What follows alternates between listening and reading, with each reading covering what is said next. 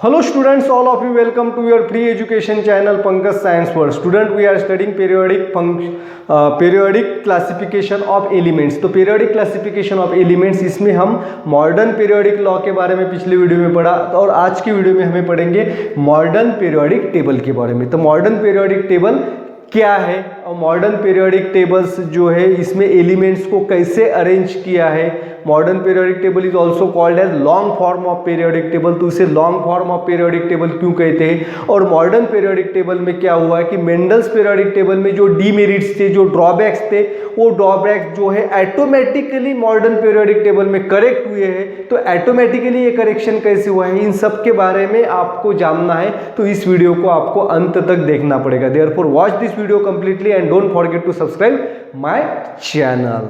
तो शुरू करते हैं आज का टॉपिक मॉडर्न पीरियोडिक टेबल। तो बच्चों, मॉडर्न पीरियोडिक टेबल किसे कहते हैं? तो modern periodic table it is the classification of elements resulting form and arrangement of elements in an increasing order of their atomic number is the modern periodic table। तो modern periodic table क्या है? Elements का classification. Modern periodic table जब elements का classification elements के atomic number के चढ़ते क्रम में करते हैं तो उस टेबल फॉर्म में अरेंजमेंट को मॉडर्न पीरियोडिक टेबल कहा जाता है।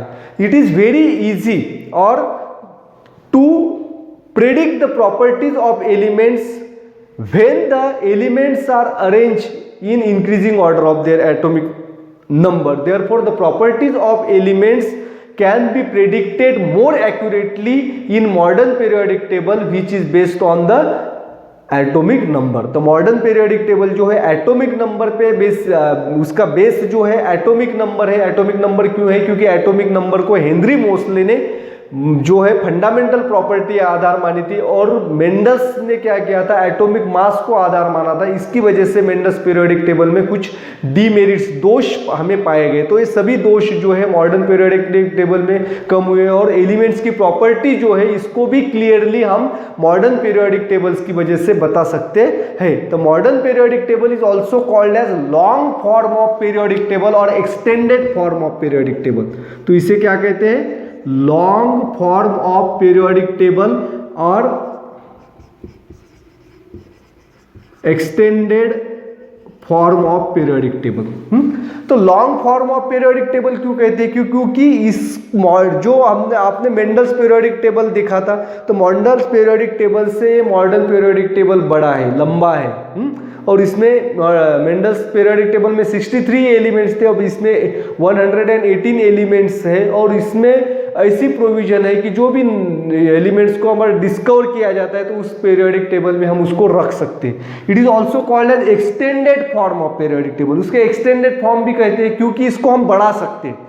कैसे बढ़ा सकते हैं? इसमें प्रोविजन ही ऐसी दी है, अगर कोई नया एलिमेंट्स अगर डिस्कवर किया जाए तो इस पीरियोडिक टेबल में हम उसको रख सकते हैं। आगे समझ में? Therefore it is called as extended form of periodic table and long form of periodic table. In modern periodic table the elements are arrange in increasing order of their atomic number. तो atomic number के चढ़ते क्रम में क्या किया है, इसको रखा गया। And as a result of this the drawbacks और demerits of Mendel's periodic tables are appears to be removed. तो मेंडल्स पीरियोडिक टेबल के जो भी ड्रॉबैक्स थे वो इसमें क्या हुए, रिमूव हुए। कौन कौन से रिमूव हुए? अब देखिए, the first drawback is of cobalt and nickel. Cobalt और निकेल के बारे में एक ड्रॉबैक था। तो क्या ड्रॉबैक था मेंडल्स पीरियोडिक टेबल में? कोबाल्ट और निकेल को पोजीशन जो है मेंडल्स पीरियोडिक टेबल में नहीं मिली थी सही, क्योंकि अब देखिए कोबाल्ट मेंडल्स पीरियोडिक टेबल जो है वो एटॉमिक मास पे, अब देखिए कोबाल्ट का एटॉमिक मास है 58.93 और निकेल का है 58.71। अब देखिए निकेल जो है वो पहले आना चाहिए और कोबाल्ट बाद में आना चाहिए एटॉमिक मास के अनुसार अगर उसको रखते हैं, क्योंकि निकेल का एटॉमिक मास कोबाल्ट से कम है, यानी कि निकेल फर्स्ट और कोबाल्ट जो है वो बाद में आना चाहिए। लेकिन मॉडर्न पीरियोडिक टेबल में क्या है, आप पीरियोडिक टेबल में देख सकते हैं कोबाल्ट का एटॉमिक नंबर 27 है और निकेल का 28 है। अब देखिए कोबाल्ट का एटॉमिक नंबर 27 होने की वजह से कोबाल्ट पहले आएगा और निकेल बाद में आएगा। ये मॉडर्न पीरियोडिक में टेबल में आप देख सकते हैं, कोबाल्ट को पहले रखा गया है, निकेल को बाद में रखा गया। मेंडल्स ने भी कोबाल्ट को पहले ही रखा था और निकेल को बाद में रखा था, लेकिन उस पीरियोडिक लॉ में ये जो है ये उस पीरियोडिक लॉ में बराबर नहीं बैठता था, क्योंकि पीरियोडिक लॉ क्या बताता है, एटॉमिक मास। तो एटॉमिक मास जिसका कम है वो पहले आना चाहिए और एटॉमिक मास जिसका बाद में है ज़्यादा है वो उसको बाद में रखेंगे। लेकिन कोबाल्ट का एटॉमिक मास ज़्यादा था और उसको मेंडल्स ने पहले रखा था क्योंकि वो प्रॉपर्टीज मैच नहीं कर रहा था। लेकिन मॉडर्न पीरियोडिक टेबल में ऑटोमेटिकली इनकी पोजीशन सेट हो गई, कोबाल्ट पहले आ गया क्योंकि इसका एटॉमिक नंबर निकेल से कम है। आ गया समझ में। और दूसरी देखिए क्या है, पोजीशन ऑफ आइसोटोप्स। आइसोटोप्स की पोजीशन के बारे में मेंडल्स पीरियोडिक टेबल में क्वेश्चन मार्क था, क्योंकि आइसोटोप्स को मेंडल पीरियोडिक टेबल में रखना चैलेंज था। कैसे, अब देखिए क्लोरीन के आइसोटोप्स से एक ही एग्जांपल्स लेंगे, क्लोरीन 35 एंड क्लोरीन 37। आ गया समझ में। अब क्लोरीन का आइसोटोप जो है 35 और 37। अब मेंडल्स पीरियोडिक टेबल में इनको कैसे रखेंगे, रखना है तो पहले क्लोरीन 35 को रखना पड़ेगा और क्लोरीन 37 को बाद में, क्योंकि इनका मास नंबर अलग अलग है। ये ऊपर के जो है ये मास नंबर है और नीचे जो नंबर है ये एटॉमिक नंबर है, बराबर है। तो क्लोरीन को पहले रखना पड़ेगा 35 को और क्लोरीन 37 को बाद में रखना पड़ेगा एटॉमिक मास के अनुसार। बट ये आइसोटोप्स क्या होते हैं, इनका एटॉमिक नंबर सेम होता है और इनकी केमिकल प्रॉपर्टीज सेम होती है, और केमिकल प्रॉपर्टीज सेम होने की वजह से उन्हें एक जगह पे रखना पड़ेगा, और मेंडल्स पीरियोडिक टेबल में ऐसा करना मुश्किल था। लेकिन मॉडर्न पीरियोडिक टेबल किसके बेस पे है, एटॉमिक नंबर के बेस पे, और दोनों आइसोटोप्स का एटॉमिक नंबर क्या है, सेम है, 17 है। Therefore all the isotopes of an elements they occupy the same position in modern periodic table. तो मॉडर्न पीरियोडिक टेबल में ये मेंडल्स का जो दोष था ये दूर हो गया, क्योंकि एटॉमिक नंबर सेम होने की वजह से क्लोरीन 35 और क्लोरीन 37 ये एक ही जगह पे रख सकते हैं। अब तीसरा क्वेश्चन था कि मेंडल्स पीरियोडिक टेबल में हम बता नहीं सकते थे कि दो एलिमेंट्स के बीच में कितने एलिमेंट्स होते हैं, क्योंकि मेंडल्स पीरियोडिक टेबल जो था वो एटॉमिक मास पे आधारित था और एटॉमिक मास में कोई यूनिफॉर्मिटी नहीं थी। जो हमने डीमेरिट्स का जो वीडियो बनाया था उसमें मैंने उसको क्लियरली एक्सप्लेन किया था, क्योंकि दो एलिमेंट्स के बीच में हम कितने एलिमेंट्स में बता नहीं सकते, क्योंकि वो एटॉमिक मास पे आधारित था और एटॉमिक मास में यूनिफॉर्मिटी नहीं थी। लेकिन अब मॉडर्न पीरियोडिक टेबल के अंदर आप देख पाएंगे तो मॉडर्न पीरियोडिक टेबल में यूनिफॉर्मिटी, पहला एलिमेंट जो है हाइड्रोजन, इसका एटॉमिक नंबर 1 है, दूसरा एलिमेंट जो है हेलियम, इसका एटॉमिक नंबर 3 है, 2 है, फिर लिथियम 3, 4, ऐसे चढ़ते क्रम में आप देखेंगे there is the uniformity in the atomic number and there is the difference of 1 atomic number in between any 2 elements. अब देखिए कोबाल्ट और निकेल, कोबाल्ट का 27 है, इसका 28 है, तो ये भी क्वेश्चन इसमें सॉल्व हो गया। अब देखिए फॉर एग्जांपल, अब क्रोमियम 52 एटॉमिक नंबर 24 और इसके बाद है मैंगनीज 55 एटॉमिक नंबर है 24।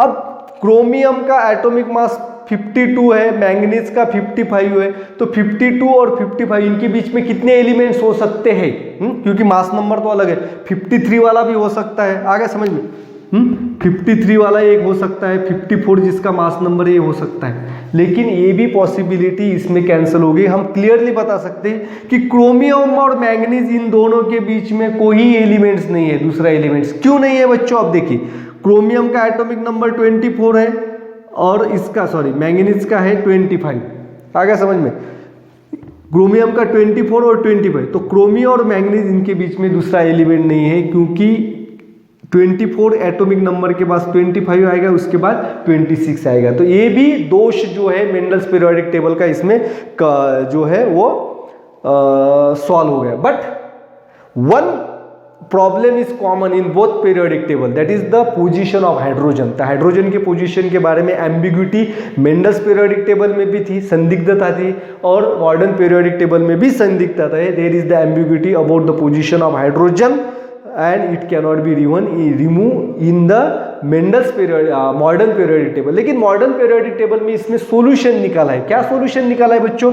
हाइड्रोजन जो है वो मोर इलेक्ट्रोपॉजिटिव है, क्योंकि इलेक्ट्रॉन देके पॉजिटिवली चार्ज आयंस तैयार करने की क्षमता इसकी ज़्यादा है, ताकि इलेक्ट्रॉन्स लेके निगेटिवली चार्ज आयंस जो है वो कम तैयार करता है और इलेक्ट्रोपॉजिटिविटी उसकी ज़्यादा है। इसीलिए हाइड्रोजन को जो है वो फर्स्ट पीरियड में रखा गया, फर्स्ट जो है सबसे पहले रखा गया है, फर्स्ट ग्रुप में रखा गया है और सबसे ऊपर रखा गया है, और उसका कलर अलग है। आप पीरियोडिक टेबल में देख सकते हैं हाइड्रोजन जो दर्शाया गया है उसका कलर अलग है, क्योंकि उसकी वो स्पेशलिटी यहाँ पे दर्शाता है। उसको फर्स्ट ग्रुप में तो रखा है, लेकिन it has some quite different properties than rest of the element. आप ग्रुप फर्स्ट देखिए इस पीरियोडिक टेबल के अंदर, मॉडर्न पीरियोडिक टेबल के अंदर हाइड्रोजन को जिस कलर से दर्शाया गया है वो कलर अलग है, और बाकी सभी एलिमेंट्स उस ग्रुप के जो है इनका कलर अलग अलग है। तो ये भी यहाँ पे थोड़ा सा प्रॉब्लम, जो दोष जो है वो सॉल्व होता हुआ नजर आता है हमें। आ गया समझ में? अब देखिए बच्चों,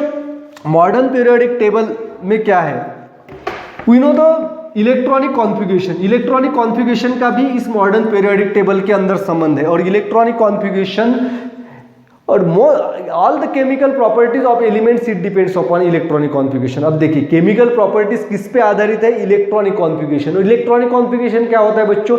it is the shell wise distribution of electrons around the nucleus. तो न्यूक्लियस के ऊपर जो सेल वाइज इलेक्ट्रॉन की डिस्ट्रीब्यूशन होती है। अब इसको मैं समझाता हूं आपको सिंपली। अब सोडियम जो है इसमें 11 इलेक्ट्रॉन्स है, तो इसका इलेक्ट्रॉनिक कॉन्फ़िगरेशन होता है 281, यानी कि फर्स्ट सेल में 2 इलेक्ट्रॉन्स रहेंगे, सेकंड सेल में 8 इलेक्ट्रॉन्स और आखिरी सेल में एक इलेक्ट्रॉन। अब देखिए ये जो है सोडियम, इसमें होते हैं 11 प्रोटॉन्स और 12 न्यूट्रॉन्स। ये है इसकी फर्स्ट सेल, ये न्यूक्लियस है।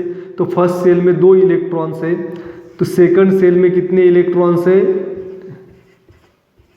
8 इलेक्ट्रॉन्स, और आखिरी सेल में कितने इलेक्ट्रॉन्स है? 1 इलेक्ट्रॉन्स। ये हो गया सेल वाइज डिस्ट्रीब्यूशन। तो सेल वाइज डिस्ट्रीब्यूशन कैसे कर सकते हैं? You must know the number of electrons for the electronic configuration is based on the number of electrons in the atom. तो एटम के अंदर जितने इलेक्ट्रॉन्स है उस इलेक्ट्रॉन को आपको पता है, इलेक्ट्रॉन नंबर आपको पता है, तो आप इसका इलेक्ट्रॉनिक कॉन्फ़िगरेशन कर सकते हैं। आगे समझ में? और दिस इलेक्ट्रॉनिक